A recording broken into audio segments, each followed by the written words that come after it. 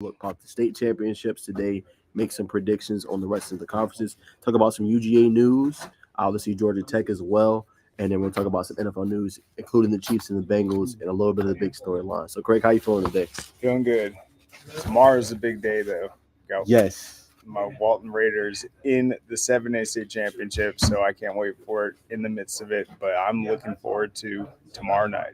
Are you excited? Yeah, I'll be there. We're both I'll going to be be there. there. I got respect for Milton, but I think this is going to be a classic. I agree with you, man. We were talking about it last night, Craig, and it's gonna be kind of cool, both of us to kind of be in that moment and seeing everything kind of come to fruition and seeing both of these great teams go at it. Yep. I think early in the season, I looked at the game last year with Walton and Buford. I saw the Carrollton team. You knew Juju was going back. Obviously, week one, though, once they lost, what's his name? Bryce Hicks. Yep. It's like, okay, they're going to struggle a little bit. This is a tough loss.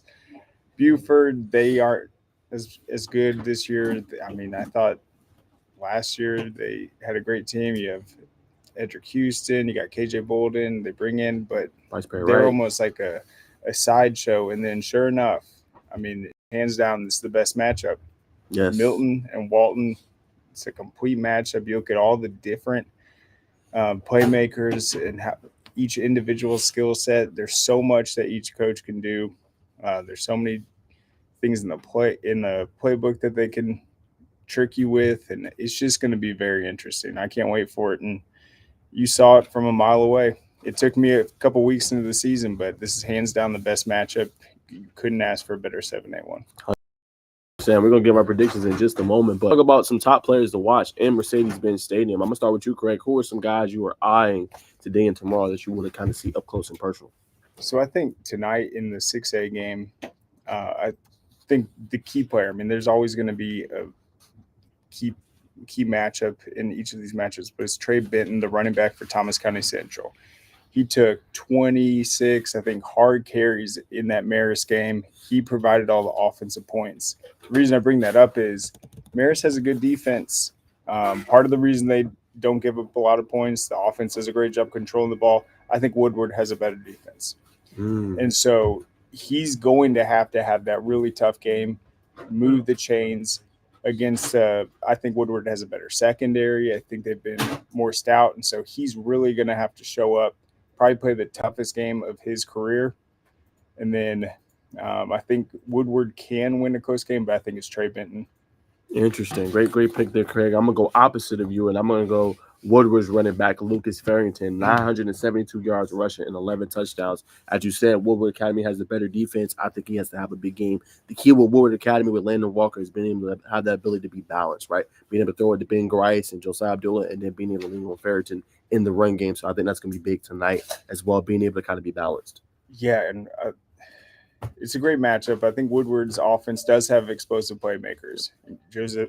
Josiah Abdullah, every time I've seen him in a game, he's just torching defenders. He's unstoppable. But I think when you look at the playoffs, I mean, Woodward beat Gainesville. They beat Douglas County, made the adjustments. They're really good at limiting the big plays. And so it's going to come down to the trenches. I think Thomas County Central does have a slight size advantage, but Woodward's a little more balanced, and I think they can win a close game. I mean, they've played tough competition in the 6A bracket. Played tough competition all season long. Their only in-state loss was the last second one to Marist. We saw how close Marist played Thomas County Central. I think this might be the closest game on today's slate. And back to your point, Craig, we've seen how explosive that Houston County team was. They actually held them to only 7 points in the playoffs as well. They played them. So that goes to show you how good that defense really is. Yeah, so they don't give up big plays. Yep. They don't. Yeah, 100%. My next one, I got to go with tomorrow. I got to go Travis Terrell. Impressive two-way player for them. I can't wait to see him up close and personal. I'll be recapping this game. But last year, him and Roger McCray combined for 2,000-plus yards. He's off to another great season, 974 yards and 13 touchdowns. We'll be announcing this commitment decision here very, very soon. But he's one of the players I can't wait to watch up close and personal. Won our offensive, I believe, player of the game back in Corky Kell in week 1. Yeah, and so one of the things that makes Creekside so good is because they have that depth of running back. They have a balanced offense, a great attack. And we were saying in the preseason, the reason we think they might be number one is because of that depth. But now they're arriving to the state championship completely healthy. And so that was the one question is, oh, well, they have the ability. If they get banged up in the season, they'll be fine. Well, it's best case scenario for them because they're healthy, good to go. Great point, Craig. Yeah, they're good to go, and they're going to need it coming up against this really good Coffee team tomorrow night. My next one has to be CJ Wiley, right? Talked about the receiving core, his frame, his ability to get vertical, the speed he has too, which is a very underrated part of his game. I think he was clocked at 20 miles per hour this year, leading the state in receiving yards, 1,428. I can't wait to see him up close and personal too. He's the one I got my eye on against that Walton secondary. He's going to be a fun player to watch. Yeah, there's so many good receivers in that game. Yeah. There's so many and they all have some of them have really unique skill sets. I mean, with Cam Lloyd, the speed, the deep routes he can catch is next level. With Bam Bride coming in, his ability to high point it. You have the tight end matchup, and then CJ Wiley. I mean, him on the sideline, his ability after the catch. He can do it all. Absolutely do it all. Great ball skills, physical. And him and Luke Nickel are just on the same page. I mean, they can improvise. He can get open, and he's having an unbelievable season. 100%. Just really unbelievable. Yup, and actually speaking of Cam Lloyd, Craig, that is my next one, an underrated wide receiver. As you said, his big playability can stretch the defense. He can take those short routes and turn them into big plays. You compare them to a really elite receiver you thought in an NFL type of ability to the Tyreek Hill that's slept on, overlooked, and look what he's able to do. So I think whatever team gets this player, they're going to be very, very happy. I know right now he's currently committed to Austin, PA, but with signing day coming, early signing day next week, it's just a player to keep an eye on. I think especially, Craig, if he comes in this game, he doesn't have to do it because Walton can win regardless. But if he can come in here and have 100+, 150+ yard game, put that state championship tape out there, I would not be surprised if recruiting starts to kind of blow up for him. Now, I know the 2024 class is kind of, winding down. But again, these are one of these late players you can see possibly play a Group 5 potentially and maybe like a D1 team that's kind of slept on. Yeah, and what I really like about Cam, obviously the speed's next level. He's a touchdown machine. He runs incredible routes. But in the Carrollton game, I actually was going to highlight it, but I totally forgot, and that's my bad, Cam. But he had 2 blocks in that game on the perimeter that freed up touchdowns. So I know college recruiters, when they look at his tape, that dude can block, and he's very good. He's tough. He got banged up a little bit, but I think he's going to be fine. I think he's healthy and good to go in this game. You're going to see him in the perimeter, and those Walton receivers are going to need to engage with that really tough secondary, stick to their blocks, and free up space because I think Hunter Teal can run screens. Cam's going to be able to run screens, but it's really tough when you can't stick to those blocks. I thought yesterday DeMello Jones had an incredible play. Yeah. If you watch that Swainsboro game, and then I thought that could have been a game-turning play, but it was on 2nd and 6 or whatever. They try to throw a screen. He completely blows it up. They get him in a 3rd and 4, and then they jumped off sides and gave him the fresh set of downs. But plays like that where you blow up the receiver and get that tackle for loss, I think Cam Lloyd's blocking is going to be huge. No, 100%. I agree with that. And I think that's a part that slept on for receivers is the ability to block. And like you said, coaches love it. Analysts don't really talk about it a lot. But if you're going out there and you're blocking, you're setting up plays, that frees up your running back, that frees up your other receivers, allows for big plays. So great point by you, Craig. A couple more, and I'm going to get your take, Craig, on some of the players you're also looking for. I got to go. I think my last one is E.J. Colson. He just, you can't see his stat line and things, but just time and time again, he just comes up clutch, right? He always making the big plays, the big throws down the field. In that game against Calvary Day, they were getting close, and then he makes the big throw down the field, hits Devin Carter, hits his receivers in stride, and just comes in time and time again. And what can we say about him, Craig? Last year was in the state championship as a sophomore. He's back here again as a junior. We both are excited to see him, obviously, tomorrow, and obviously in the Corky Kell Dave Hunter Classic next year in the Benz. I mean, right. He's a phenomenal player, man, and I think he's going to be one to watch in that Savannah Christian game. Yeah, if you think of all the state championships, Cedar Grove's won, all the outstanding players. They were number 1 in the state in NFL draft picks a few years ago. I want this for him. I want him to get that state title and join that conversation. He's been absolutely phenomenal. It's not easy to step in as a sophomore, do what he does. And so I think it's a big opportunity for him to join that elite Cedar Grove alum list with still games to play. But I'm going to go with the 5A one we talked about. Creekside. I'm going to talk about Fred Brown. Coffee's a running back. Man, I think if they can feed him the rock, if he can find success against, man, that Creekside speed, that defense, if he can physically impose his will in that game, I think I like Coffee's chances. It is very hard for me to pick against Creekside, but I think everyone knows that this Coffee team's for real. They're hungry. They've never won a state title. I think Fred Brown is going to be a player to watch. He'll be ready. He'll be ready to roll. Yeah, 100%, Craig. Great point about you. He's going to be fun to watch. They're going to have to bring their hard hat ready. They have been tested so far for Creekside, which is good. They want to get Sammy Brown and how he is at the running back position.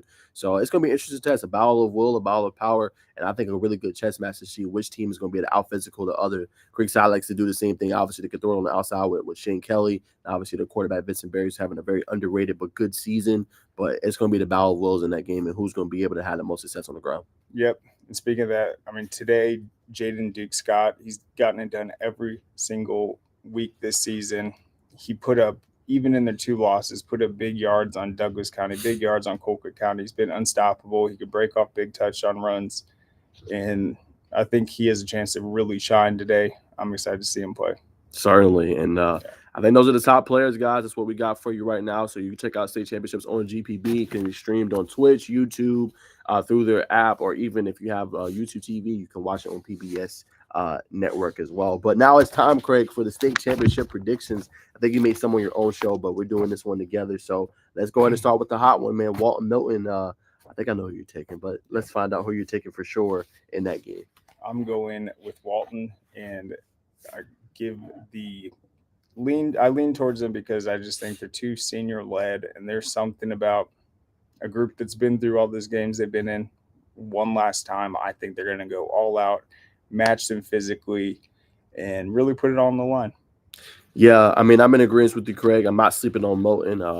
Obviously, you know how I felt about them all season. They've been my sleeper. You guys, if you don't believe me, go back and look at all of our shows. I definitely said Milton has a potential chance. Everybody called me crazy, but as you see now, they're here. You were the only one. Yeah. Even after the first couple of weeks, you were like, no, just wait. Yep, and they proved me right. So what's going to happen is Coach Reeves is going to have a good coach team. They're going to come out firing.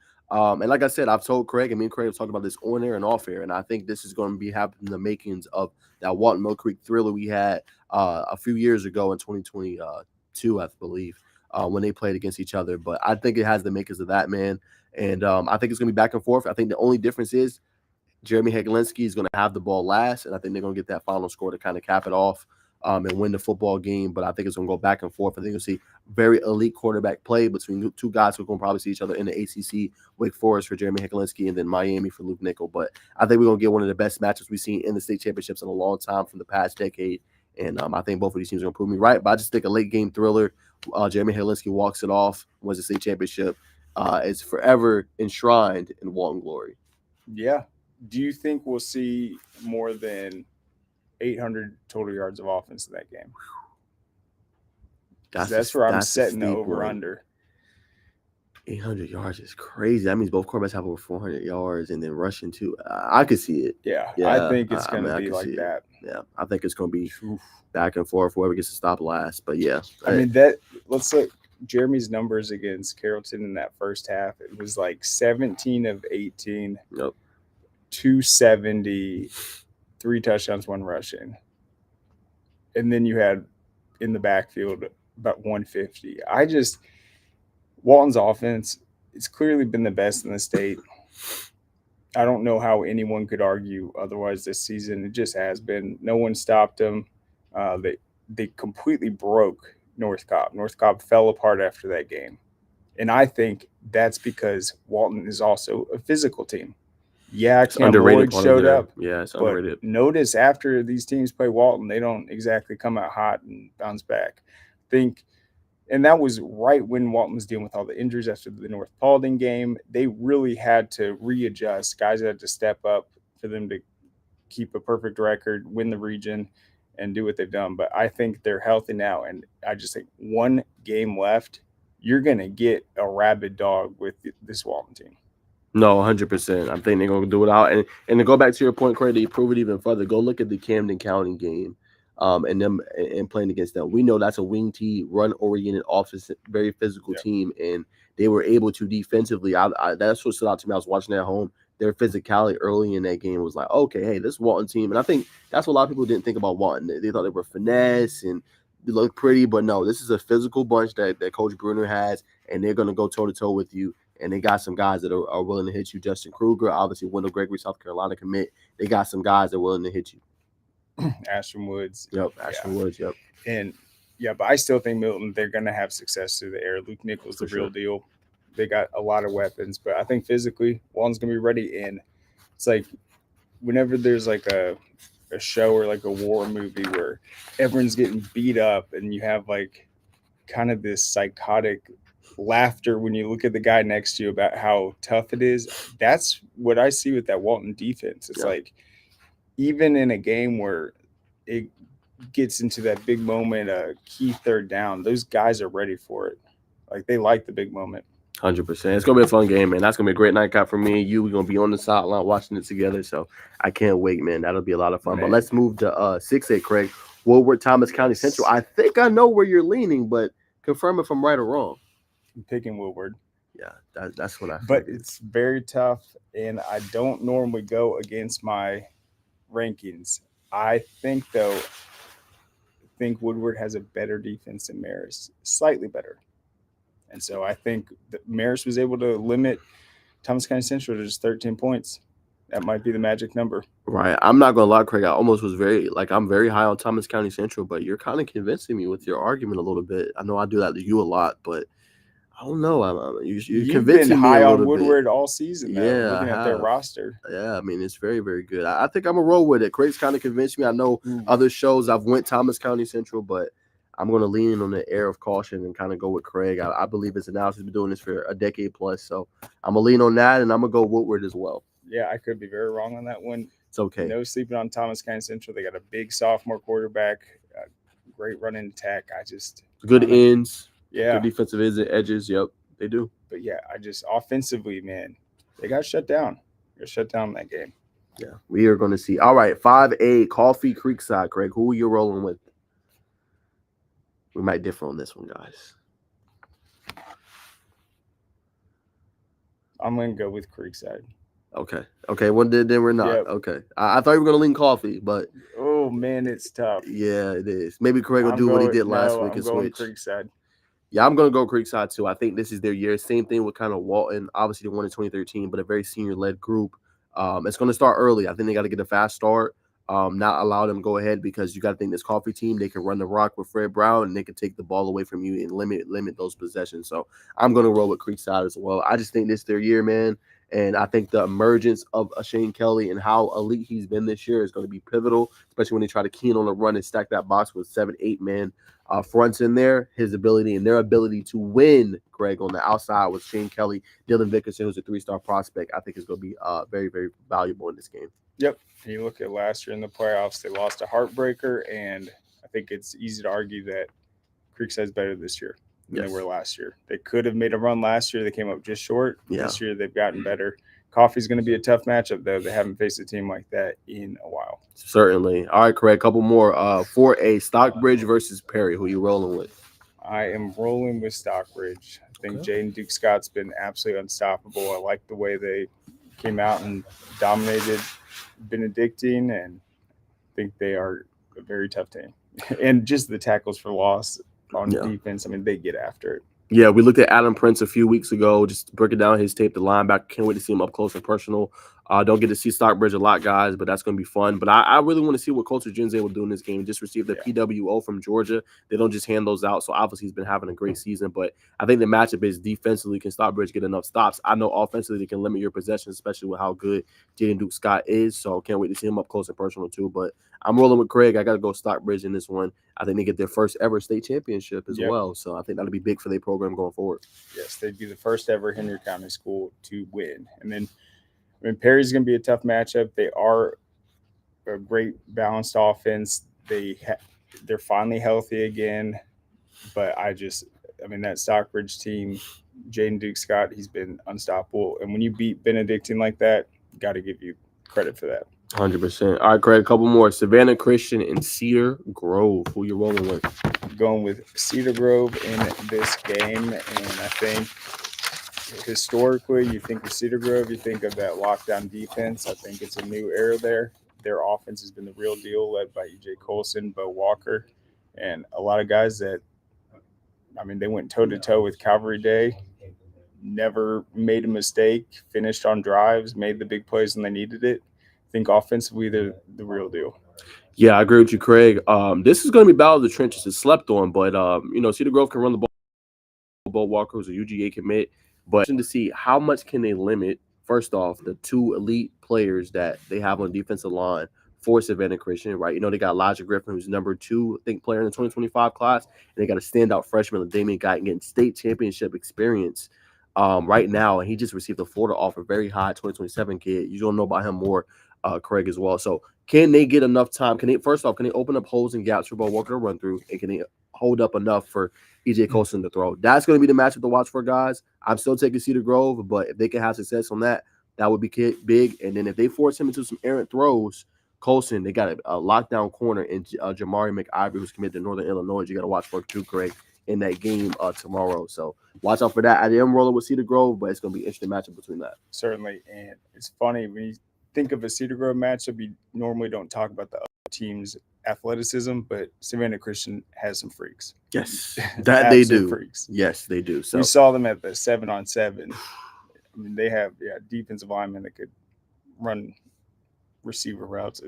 They're really talented, and they did play Calvary Day very close. That was a tie game at the half. So I think it's going to be really close, and Savannah Christian, regardless of this outcome, I think they're going to show everyone they're the real deal. Yes, and the last player to watch for is Logan Brooken on that offensive side of the ball for Savannah Christian. 4-star prospect going to a really great school, really, really good player. So that's going to be interesting to watch. But all right, Craig, last one. Let's go to 2A, Pierce County and Rockmart. Who are you rolling with in this one? Oh, man, this is going to be a really great one. I think they're both hottest teams perhaps in the playoffs, but I'm going with Pierce County in this one. They looked outstanding, and, I mean, they have their guy with McGatha at quarterback. He's been doing it all. I mean, no one else is getting that volume of impact offensively, and he's making the right decisions, and he's leading that offense. For sure. Well, Craig, I'm going to differ with you on this one. I'm going to go with Rockmart. I'm going to go upset here. I think they're having a phenomenal season. I think they're going to be able to pull off this upset here, kind of limit a little bit McGatha, who's having an all-state type of season, but I think they'll pull off this upset here in the Mercedes-Benz Stadium will be a lot of fun. Yep. 2A, I think, has been probably the most wide open the last 2 seasons. I think this matchup proves it. Pierce, both of them beat really good teams the last round. I mean, Rockmart demolished Cook, and then Pierce kind of demolished Fitzgerald. So, I mean, they both have tremendous offense. I just haven't seen one stop Pierce County. Yeah, that's a good point, Craig. It's going to be interesting to see, man. They're going to have to bring their hard hat. They like to run the football and obviously like to run it with McGatha, and he is a lot of their offense. 53 of those 55 plays they ran, I think, in the semifinal round, he was a part of. So that just goes to show you how much they depend on him. But it's going to be a fun one. We talked to Coach Herron, and I asked him, I was like, do you keep track of, like, his carries during the game? He said, absolutely not. Because he had 36 in the quarterfinals. I was like, man, that's a lot of carries for a quarterback. Yes. Yes. You know what that reminds me of? Last night with Kyler McGrin with Bowden, like 36 carries, 150 yards. Yeah, it's a lot, but that's small classifications is how they roll. That's how they roll. They like to run it. All right, Craig. So I got to throw this last one to wrap up this segment. Why do you love the state championship so much? So I want to get through the eyes and the lens of you. You said this is Craig. You've seen a lot of sports through your day. Now you've watched NBA championships. You've seen the Chiefs play. You've covered high school sports for a long time. But what makes it so different than the others? Yeah, I'm not lying at all. It is my favorite. I would choose the state championship matchups over the Super Bowl 100%. And I like it because you've heard this get thrown out before, but I really think it's true. They're like, it's pure. And it is, because these kids, they grow up in these areas. They're representing their school. They're going based off just a standard that has been at the individual program years after years that they have to live up to. They have to to get there, and it's just so hard to make it to the state championships. Think about how many damn teams there are. Yeah, it's a good point. It is really hard to make it there, and so you get these great matchups. These kids get one opportunity usually, if not, I mean, no opportunities to get it done. And then, I mean, the play is incredible, and I think everyone involved just remembers it. I mean, even if you lose in a heartbreaker, I mean, that sticks with you. And actually, when I was thinking about this yesterday, it brought up an interesting point. We're going to talk about it later, but Patrick Mahomes was really pissed off after that game. We all saw it. And that call was not as bad as the call last year in the Cedar Grove Sandy Creek game. And how'd they handle it? They said, all right, we're gonna get it next year. Yeah. They didn't have a meltdown, and that game actually mattered. Yeah. In the grand scheme of things, you're right. Yeah. And it's that pride. It's that's just what I enjoy so much. Gotta respect that. You're definitely right, Craig. And then there's no, obviously we have NIL coming now, but there's no kind of like you said, it's the standard, and it's competing for the values and what the standard the coach has set forth. It's not all this other stuff that's in there, but competing for money and all that stuff. It's just putting on the line for your school, for your community, for your program. Yeah, no, it's incredible. We got family in the stands, alumni. It's going to be incredible. 100%. Well, all right, guys, we're going to wrap up this segment. We got a Tell of the Tape with Jeff Davis.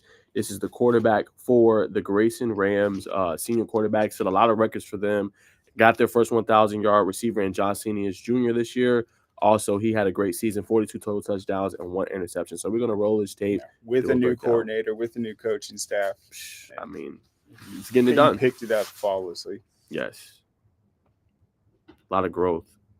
But he's going to see that deep ball, great ball placement. That Senior's right there. Only way we can get it. That is in a game against the a finalist for the state championship in Milton. See where he places the ball. We're going to slow it down for you and look a little bit more in depth. So right here, boom. Not a tight window. You see he's kind of plastered against Seniors, but look where he throws it. Got the safety coming over. Throws it about right over here. Only where Seniors can get it. Pinpoint accuracy throw right there. Yep. And air it up too much so his receiver would. Great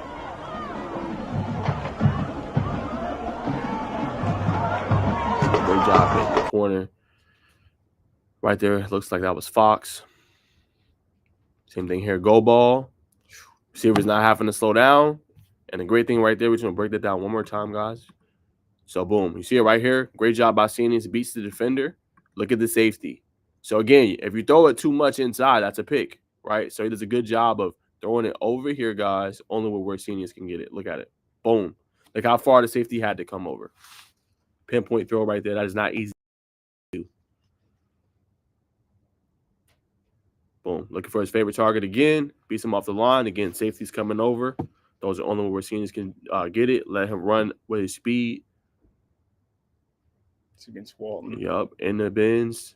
Good job right there. Finding the gap right there in the middle of the defense. A good red zone throw right there, leading the receiver in stride yet again.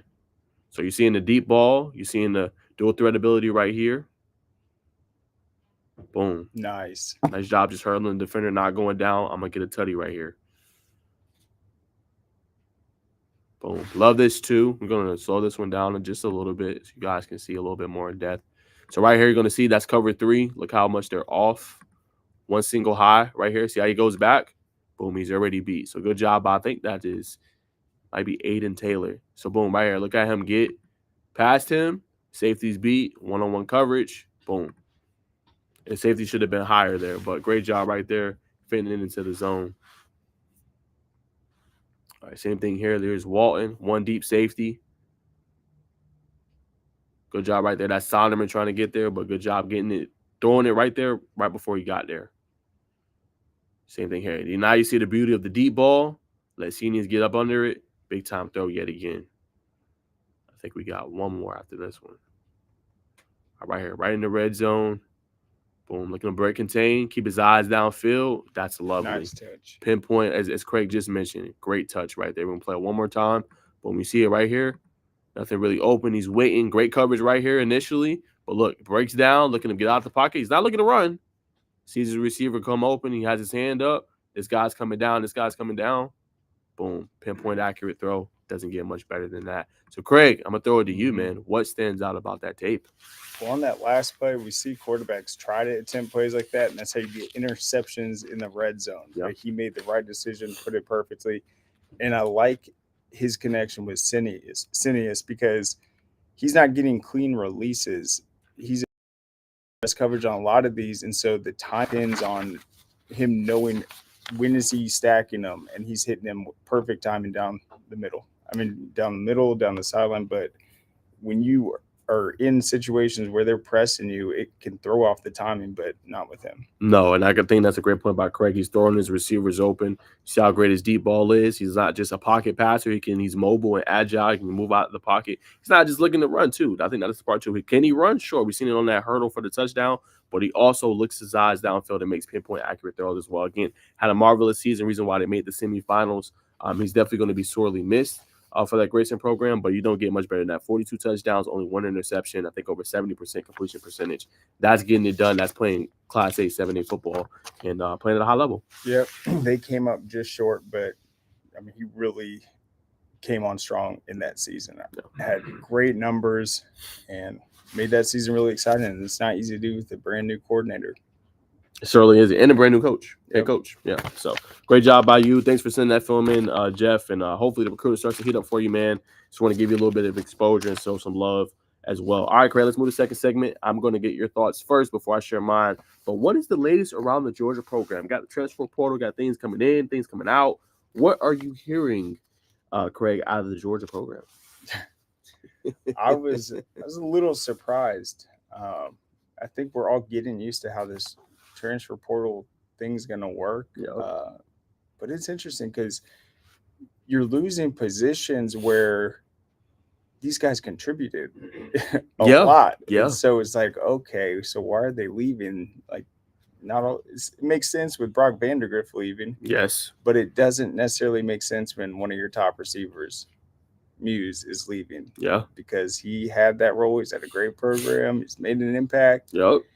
And so, yeah, who were they trying to bring in?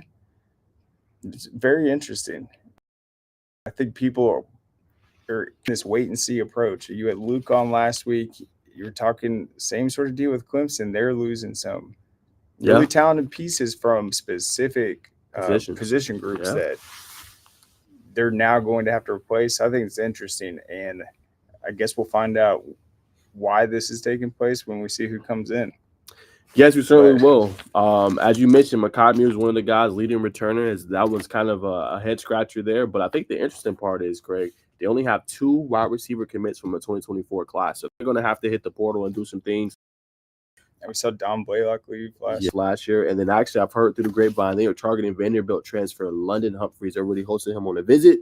So that is a player to watch for to try to come in. They're going to need to add more. Obviously, got Robert Thomas, Jack Mary, Rosemary Saint. He's one to watch. Also, Craig, at the the running back position. We talked about how high we were on him. Trevor Etienne, the reason why Florida was able to upset Tennessee at the time, he entered the transfer portal. That's a player to watch for to kind of help I guess you could say kind of bolster that running back room.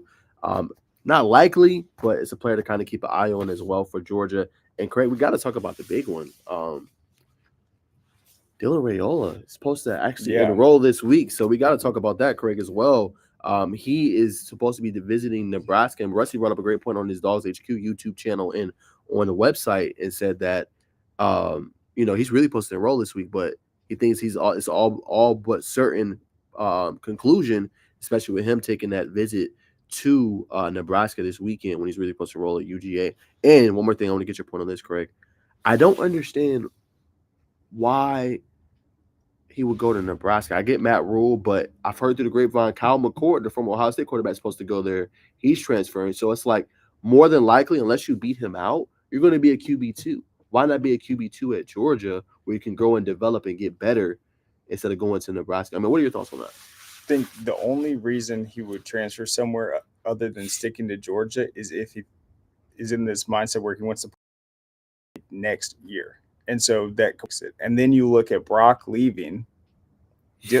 I thought Brock was leaving because Dylan was coming in. So then if he doesn't come in, it's just very weird all around. And the fact that Dylan moved to play at Buford because he was going there. So, it completely exposes that.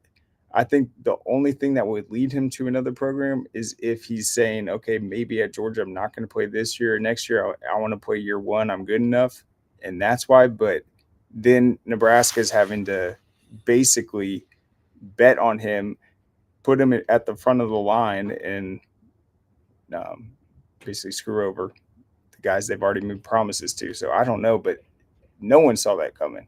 No, I didn't. I thought he was locked in. It made sense. As you mentioned, Craig, back to your point, he moved to Buford. I was like, okay, if he's making that big of a move, and that's a commitment, Craig, because you're coming from Arizona where you really balled out. You come all the way to Georgia, you go to Buford, you play some meaningful football. Unfortunately, lost in the quarterfinals, but to me, it's the same thing. It's like, how likely is he to beat out Kyle McCord unless he's going to, But like you said, I wouldn't mind coming to Georgia. I'm going to back up Carson Beck. Beck is going to probably be a top pick next season. First round pick, at least if he has another one of those years. So it's like, why not come here, back him up, and you got the inside track potentially to be able to start in year two. I mean, obviously you're gonna have to beat out Ryan Pogolowski, who's still committed to Georgia, but you got the inside track, I think, to start in your year two, and you get to learn from a great QB coach in a great program. So yeah. And then the other thing, and it ties into the transfers, but I think it's so crazy that next year we might see a scenario where Georgia Tech has better receivers than Georgia. No one would think about that, but you look at Singletary, they've got some young, talented receivers. What's going on at Georgia? Why can't they? Like, where are those guys? Look at Ohio State, what they've had. It's like Georgia, you look at their receiving core next year, where's the excitement? Where's the proven track record with any of these guys? You got Ladd, but unless Ladd got comes locked back, up. Yeah. You got locked down. I mean, in that SEC championship game, who are the receivers? I just don't see it. All you have is Sokovia, and that's if he makes a giant step. I mean, year one, and then obviously you got Thomas coming back potentially, and Rosemary Jack Saint too. So, but you're right though. I mean, Georgia Tech's receivers better. Yeah, I mean, Craig brings up a good point. I mean, Eric Singleton just won All-American, voted as a top freshman. Coming back, you mentioned Blaylock coming back. You mentioned a couple of the other elite receivers. I mean, Craig, you bring up a great point. And when you have all these 5-star quarterbacks, it's a pretty easy sell. I don't get it at all. Yeah. I mean, other schools in the SEC, they load up a receiver. I mean, some of those LSU teams back in the day, Alabama too. That's what fans want. Guys, unstoppable, big physical receivers. It should not be that hard to find. Good point, Craig. But yeah, guys, crazy. Yeah. Now you're losing, guys. It's crazy, but we're gonna leave that there. That's the latest around the Georgia program that we got. We got to talk about Georgia Tech. They've landed some big players. Craig, we'll talk about Caleb Dozier first. They landed him over this weekend after he took an official visit, guys, to the program. He was their leading receiver this past season for Headland, Alabama. 817 yards and 10 touchdowns. He previously was committed to Mississippi State. As I said, took a visit to Tech this weekend. That's a big get for their program. As you mentioned, you thought they would have one of the better, Craig, receiving kind of cores coming back next year, even better than Georgia. They're going to add that to the 2024 class as well. And they also landed the commitment for Uchi Iloa. Might be saying his name wrong, forgive me. From McIntosh here in the state of Georgia. He's a great edge rusher. Ended the season with 12 sacks, 79 tackles for a loss. 79 tackles, 19 were for a loss. So big time effort from him. That's another good get on the edge, Craig, for that defense as well. And I think I got one more. Also landed Warren Burrell. He is pretty much a 4-year to 5-year player coming over from the transfer portal from Tennessee. Yep. Great thing about him, he was an all-state selection. He went to North Gwinnett. He is coming back to Georgia now. They just landed that commitment. Kind of had a limited role with Tennessee, but now looks to kind of come in and kind of lead Georgia Tech as well. And then one more, I'm sorry, Craig, and I'm going to throw it to you. They also picked up a big transfer, a grad transfer from Yale. This is Jackson Halls. They're actually graduating 3 tight ends from the 2023 class this year. So tight end is going to be a little bit thin. We'll see what they do with Luke Harper, who's coming in the 2024 class. But I think David Prince also from Glenn Academy. Great point out, Craig. David Prince from Glenn Academy as well. He also visited Tech this weekend, but he talked about the opportunity, Craig, to be able to go to a great institution in Georgia Tech and how highly rated it was. And 1,400 snaps, Started 2 of the 3 seasons. Didn't have a big year this year, Craig. Only 97 yards and a touchdown. But he brings in a lot of good blocking, kind of that red zone target maybe they're potentially missing. Yeah, and I think what I've seen with Tech and some of their transfers, it's like I think they have a really solid vetting process where they're bringing. It's not that they're just like crazy in this transfer portal and loading up, and we have a competition. It's like they're bringing in guys that are just perfect fits for them. Haynes King was incredible, and then you're finding a tight end from Yale where you have obviously been watching film. I think they're doing a good job at just being specific with their transfers. That's a good point, Craig. I couldn't have said that no better. I think you're right, and I think that's going to be the cause of this transfer portal, right? Are you just kind of putting talent together, or are you actually putting it in spots into your scheme that makes a lot of sense? And I think you bring up a great point, Craig. I think that is what they're doing. Yeah, and so you have a guy from Yale that's said 1,400 snaps, and then you have 2 really talented tight ends. Yeah. One, Luke Harpering, obviously huge ties to Georgia Tech. He's been on their radar forever. Yep. And so I think, they know that they'll be good at that position. And I like what they're doing. I really do. Yep.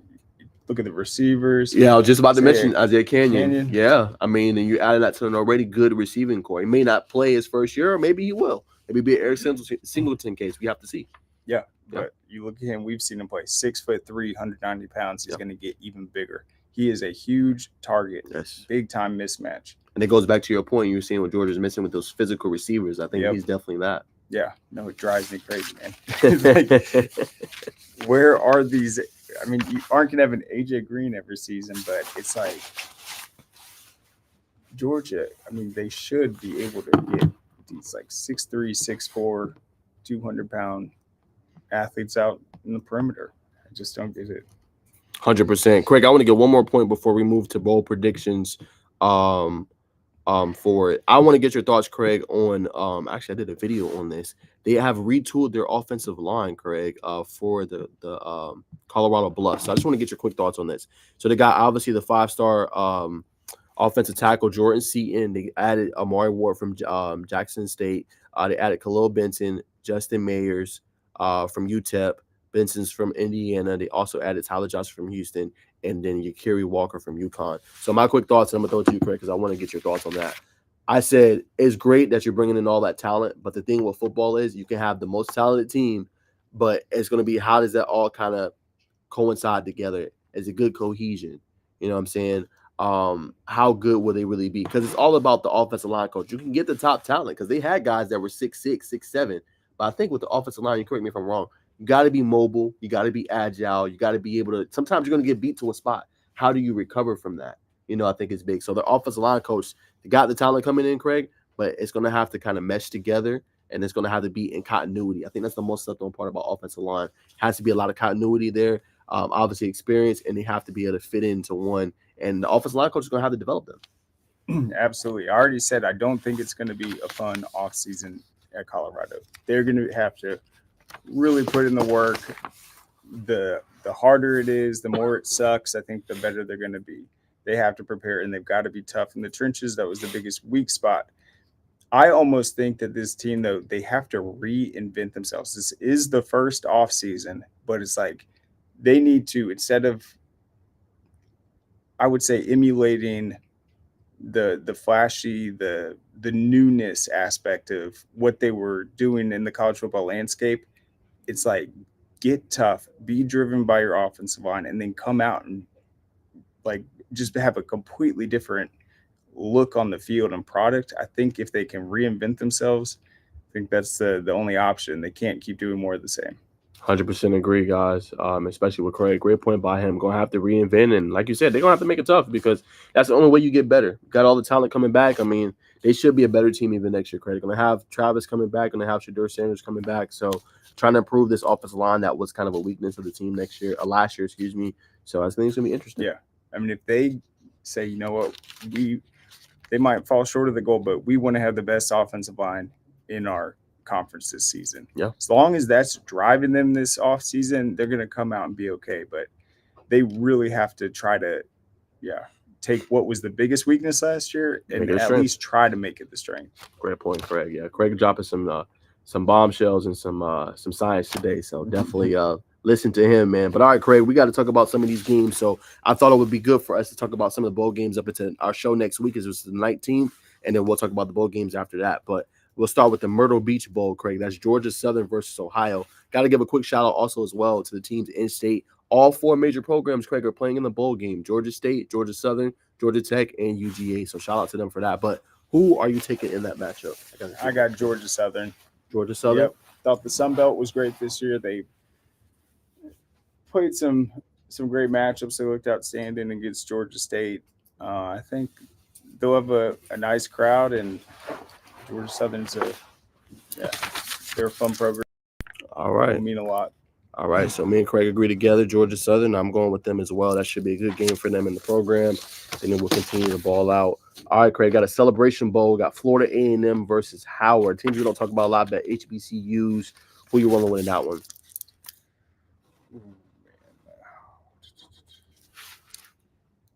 Howard.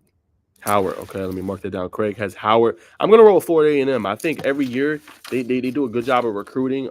It's one of those kind of staple HBCU programs in football, Craig, in my opinion. And I think they do a good job of bringing in talent and getting to play at a high level. And I think if you're not gonna go D1, well, actually it's D1 program, but if you're not gonna go Power 5 D1, this would be a great school to go to. So I'm going to go roll with Florida A&M. Yep, and that will be at the Benz. At the Bend, so look out for that one.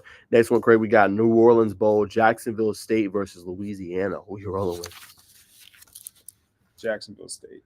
All right, Craig's rolling with Jacksonville State. I'm going to roll with Louisiana. I think they're having a good year. I think they're going to be able to come out top in a very competitive game between those two. All right, Craig. Cure Bowl got Miami of Ohio versus Appalachian State. Miami of Ohio. Wow. We disagree again, Craig. I'm going to roll with App State. I thought despite that rough kind of showing in the Sun Belt Championship against Troy, I think they'll be able to kind of come on top on that one. But all right, that's three we disagree on so far. All right, New Mexico Bowl, Craig. Fresno State versus New Mexico State. I got New Mexico State. Gosh, another one, Craig. Wow. I'm going to go with Fresno State. Then they come out on top. Craig is rolling with New Mexico State. All right, LA Bowl. This will be a good one, Craig. UCLA versus Boise State. Got UCLA. Yeah, we agree there. Yeah, I think they're, despite having kind of I guess you would say a rough year, maybe not up to expectation, I think UCLA should be able to pull it out against Boise State. All right, Independence Bowl, Craig. Texas Tech versus Cal. Got Texas Tech. Yeah, we agree there. Yeah, I got to go with Texas Tech as well. I think they're having a very underrated year, but they should be able to come out top. All right, Bahamas Bowl, Western Kentucky versus Old Dominion. I'll go Western Kentucky. Yeah, we're in agreement there too. Got to go Western Kentucky. I think they have a better team. Old Dominion should come out top. All right, last one up until next week when we do a couple more. Frisco Bowl, Marshall versus UTSA. Go Marshall. I'm going to go UTSA. Yeah, I'm going to roll with them. I think that's the other one we disagree on. So that'll be interesting to see. So next week, me and Craig will come back to this list and obviously talk about it and see who came out on top. And before we move to our last segment to conclude the show, NFL, big news out of recruiting real quick. The Bar Gala did an article on it. Said his recruitment is open. He officially decommitted yesterday. So it'll be interesting to see where he goes. But just a lot of exodus as far as the Texas A&M program. He was a player I kind of thought, especially with him coming out saying my recruitment's open. I think that kind of signaled like, okay, hey, he's probably going to decommit. And he did, and it's going to be interesting to see where he goes. Yeah, is he going to go to Miami maybe before Luke? That wouldn't be a bad pick to pair them up again together and on the college level. That's not a bad one. I'm hearing rumors potentially of South Carolina is kind of high up there as well in his list. 43 offers, my God. Yeah, he is absolutely loaded. So be interesting to see where that star goes. But I agree with the Miami pick as well for Craig. I would not be surprised if he goes to South Carolina. That's when I kind of got pretty high up there. And then obviously next week, guys, we're gonna have I don't know if we're gonna do anything special this year for it. I know last year we just did we were just updating it on our sheet. But obviously, guys, early signing day period is gonna be next Wednesday. So I'm trying to save Craig a little bit of trouble of having to input all those names. So we've got about 200 plus people. I'm gonna try to update it this weekend. So everything that's happened, all we have to do is put signed or not and update just a couple more players. But I've been on that all year ever since recruiting period kind of started, like early February last year when it ended. So we're gonna try to update that. I don't know if we're gonna do a recruiting special. I mean, I know your show's on Wednesday. Yeah, I'll probably go to the Walton signing period celebration because I think that's at night. So I'll try to make my rounds a little bit, but we'll be updating just the class rankings and more just trying to find the top storylines. Yeah, I can't cover everything. Yeah, it's kind of hard, man. So, are you gonna do a show that day? Yeah. Okay, so Craig will do a show. I'm sure he'll be looking at me to update him on what's been going on. So that'll be a lot of fun. Stay tuned for that. We'll also possibly could have some flips too, man. So stay tuned to Craig's show next Wednesday. Signing day kind of frenzy here in the office. All right, that's all we got for college. Let's go ahead and wrap up with some football. I gotta start with you, Craig. Hearing this question go around. So, are the Dallas Cowboys for real? What is your thoughts on that? I said it last week. I really like the way they're playing. I do. And Dak, I mean, he's a veteran at this point, but 10 years. Yep. It just felt like the Cowboys were back. If you watch the Thanksgiving game, you got Dolly Parton out there, and it's like, okay, the Cowboys are having fun this year. Yeah. They're celebrating the good old days, and I don't know, they have something different this season. They aren't holding their breath waiting to choke. It's like they seem to have at least rebuilt that confidence, and they kind of have that identity. They know who they are. Yeah, I mean, I agree with Craig. They definitely look like they are potentially for real this year. They definitely have been handling business, but you know what, Craig? I'm going to reserve on that. They do look good, but I got to see it against some of the top teams in the NFL. Obviously, they beat a top team in Philly, made that division race more closer. So shout out to them. You did say that, Craig. I wasn't so. Philly got to get it together. They got Seattle this week, so we'll see on that tip. But, Craig, they got a grueling schedule, and this is when I'm going to know if the Cowboys are for real. This is what I'm reserving my comment on. They got the Bills, they got the Dolphins, and then they got the Lions. Now, obviously, the Dolphins had an ugly loss yesterday against the Titans, but, I mean, my thing is who's going to guard Reek? Who's going to guard Tyreek Hill? You know him very well, Craig. You've seen him at Coffee. You've seen him, how he's been able to ball on the Chiefs. But I think it's going to be a tough game for them. Both of those games are on the road, and then you're playing a desperate Buffalo Bills team who just beat the Chiefs. We'll talk about that in a second. But at home, they can't lose anymore if they're going to get into the thick of it and get in the playoffs. So, I mean, that's when I'm going to know if the Cowboys are for real after those 3 games. Yeah, 100%. It's going to be cold in Buffalo. Yeah, man. And the elements, you're not in your Lone Star State, not in Jerry's world. Like, you're on the road. I want to see how do you perform in that environment. Yeah, it will be a big test. I think you're right, but it's not just these 3 games. They obviously had the tough stretch started this week for sure. But yeah, 10-3, they're doing the thing, but they're obviously much better at home. Yes, for sure. I think you brought up a good point last week. I think you said 16 straight games they haven't lost at home. Yeah. So as Craig mentioned last week, great point by him. That's going to be interesting. But let's move to the Chiefs. Craig, what is your level of, before we talk about the play, we'll talk about the play next, but what's your level of concern for the Chiefs after that loss to the Buffalo Bills? It's been a fun few years, but I think at this point, that high that the Chiefs fans were riding, it's non-existent right now. There are real issues. Coaches are bitching at the players. Players are bitching at the coaches. It's just, when that's happening, you can't sit there and like overlook it and hide it. I mean, something's going on. They can't score more than 20 points in a game.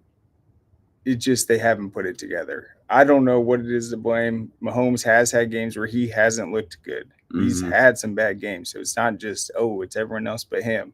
He hasn't played his best. Yep. They aren't on the same page. The receivers are dropping balls all the time. And then I feel like the defense is mad because they're out there trying to play hard, and then the offense isn't doing it. Yeah. So then you have that thing. It's like, come on, guys. We've gotten better since last year. You guys aren't pulling your part. So they're in trouble right now from being the top tier. They're still good. They're in every game. Mm-hmm. But I think if you're the defense, you're mad at how the offense is underperforming. You're mad when they give up a costly turnover, drop an easy pass, and you got to go out there again and try to keep the game alive. So I think they really got to focus on coming together. And I don't know, losing at home to the Bills kind of breaks that curse. For sure. I appreciate the love. Wanted to pin the comment right here. It says, love you guys. Thank you so much for tuning in. We really appreciate the love. It means a lot. But yeah, I think back to your point, Craig. Yeah, I think there is some level of concern. I think we know what the weakness has been this year. It's been the wide receiver position. It's been the drops, right? It's been not coming up in the big moments. But as I told you off air, Craig, I think I gotta depend a little bit more on Rashee Rice. I know some people are not sold on him, but I think he's been coming on strong, had a touchdown again. I think he's that go-to weapon besides Travis Kelce, because you know he's going to get doubles. But yeah, I think there is a level of concern. I think that kind of brewed a little bit, and I think that's why that call we're going to talk about in a second is kind of taken out of context, obviously, or when Mahomes took it out of context a little bit. I think it's what you said. It's just a accumulation of just everything, being frustrated, not being what the Chiefs are accustomed to, usually being the number one seed. At this time, having a 2-game lead, usually having damn near wrapped up the division. And I think it's just been a frustrating season. I think it kind of just boiled over at that point. So I think there is a little bit of concern. But the good thing is, Craig, I feel like all teams go through these peaks and valleys and these ruts. I mean, we've seen San Francisco's earlier this season. We've seen Jacksonville go through it. Philly's going through it again right now. Cowboys had a little bit of a rut. I think it just happens, man. It's NFL. You're going best on best. You're going to have ruts. Yeah, I mean, they have not looked exceptional once this season, in my opinion. Yeah, actually, I take that back. They had the one big game, and then ever since then, it's like they can't put up more than 20 points. Seriously, they're leaving points all over the field. They're turning over inopportune times, and the drops are just insane. I don't know how you fixed it, but to be setting an all-time record, I mean, the ball's not coming out wobbly. I mean, these guys just straight up dropping it. Yeah. So they got to focus. They got to get something going. But I think if I'm on the defense, I'm mad. I'm mad that we've been doing our thing and the offense has not. Yeah, it's a good point. But maybe it's a little bit of Craig, the offense has been carrying for years. That's true. So maybe it's a little bit of that too. I mean, sometimes you got to carry it a little bit. But what are your thoughts on that offside call at the end of the game? Just the whole implosion with Andy Reid and obviously Patrick Mahomes, telling Josh Allen his thoughts on the call. Just what were your thoughts on it? I mean, he did correct himself, Craig, and came out yesterday and said, I was wrong and things like that and tried to make up for it. But what were your thoughts on that? I think it's bizarre because he was lined up as close as you could be to the football at the receiver position. If you're on the sideline, the ref's there, you look at him and say on or off. It's a pretty common thing. And it's like, he's right there. He's clearly off sides. And so I just don't understand why people are mad at the call. I mean, when you watch a football game, how many times is a false start, a neutral zone infraction? It happens multiple times a game. So people are like, oh, they never call this. What are you talking about? They always call it. I think they were saying that for offensive side of the ball because you never really see it. But you're right. They call it time on defense. Yeah, and I just don't see how lining up there gives you some advantage or something. So what's the point? What's the point of trying to you aren't trying to run the 40 in the combine? It's like lining up just a half a foot back. It's not going to matter at all. And then he doesn't have his mouthpiece in. And it's just that's a penalty too. And I said it, and no one else did. But when you have your big mouthpiece running around, hitting your face mask, maybe that's why you're dropping all these passes. Put your damn mouthpiece in. It's you did say that. It has a hole so you can breathe while it's in. Yeah. These are the new school ones. And guess what? If you get tackled, it's going to protect your brain.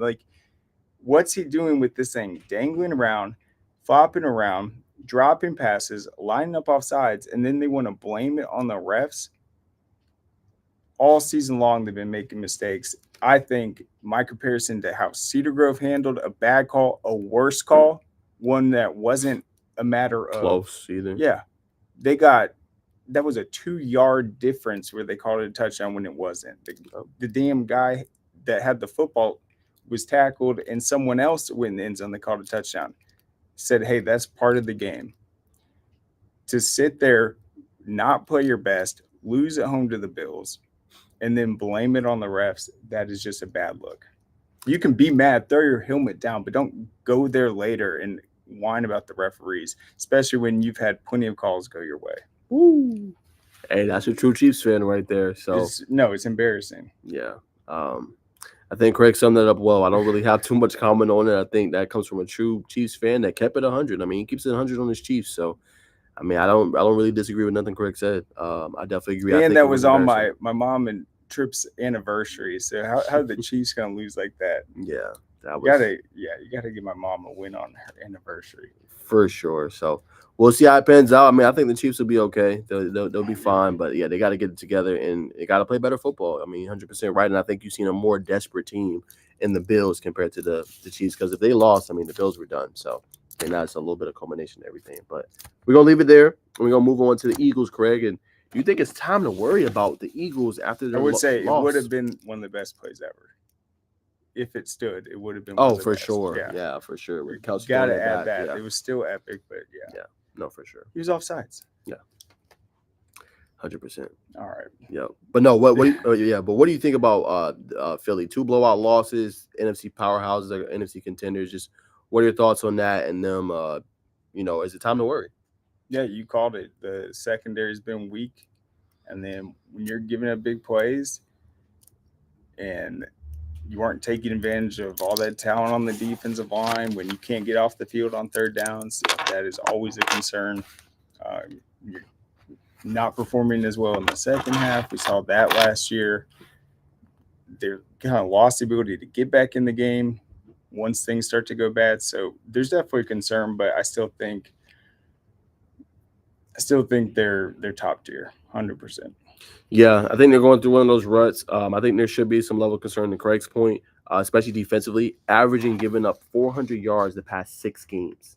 It's not getting it done. Can't stop anybody. You've seen the offense kind of come, wake up a little bit towards the end of games, as Craig mentioned, and being able to kind of lead them to victory. But they got to be better defensively. And I think it goes back to the lack of drafting, the lack of getting prepared at the linebacker position. That's kind of hurting them right now. You've seen them really stout defensive front, but sometimes your defensive front can't get there, right? Jordan Carter's, the Jalen Davises of the world, or Jordan Davis of the world, excuse me, Fletcher Cox, right? Josh Sweat, Hassan Reddick. We know how good they are, but sometimes at defensive line, you're not going to always get there, right? So I think the key for Philly is they got to get better at linebacker. And a lot of times you've seen Craig 2-yard plays or should be negative plays to turn into 8-yard gains. That makes a difference running the football. And when you get in at those 2nd and 2s and those 2nd and 3s, that makes a difference, Craig. And I think that's where they're struggling a little bit. I think that's why they're not as good defensively. They need better linebackers as well. So we're going to see if they can turn it around offensively. Only 6 points, Craig, in their last 2 games offensively with the ball. So they're not getting it done.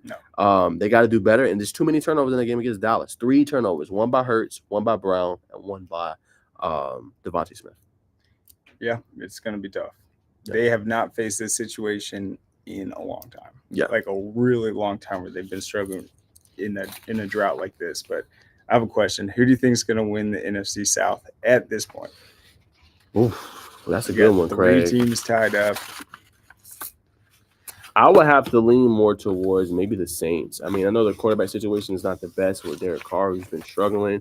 But I just don't think Atlanta has the talent. Atlanta has the defense, but I don't believe in their quarterback, Desmond Ridder. Honestly, I just don't, Craig.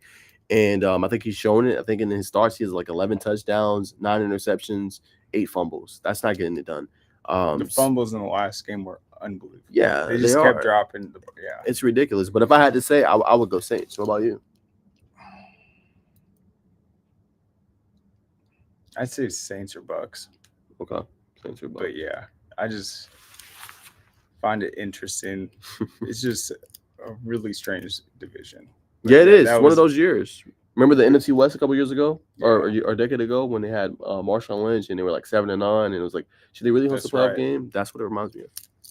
That's right. Yeah. And then I don't know. It's like anytime the Falcons have a chance, they get the lead in the division. It's completely just leave it on the table. I don't understand. Me neither. Every time. The crazy part is, up until that game, they were 3-0 in the division. Up until that game, that was a missed opportunity, but we'll see. For sure. We'll see. What do you think of the Packers, though? They've been playing a little better. They did. They lost last night, actually, to the Giants. A surprising loss. Tommy DeVito has been doing his thing. Graham said he's going to start Jordan Love, I think. Maybe he did. Did he start Jordan Love? Did you start Jordan Love, Graham? I like Jordan Love. Did you start him? Start him in fantasy, I think. I'm about to. Ooh. Okay. I mean, he's having a good 2-game stretch. Patrick Mac Jones. Yeah, you might want to release him. But yeah, I think Jordan Love's been having a great year. I mean, he struggled a little bit last night against the Giants game. You got to win if you want to get in the postseason.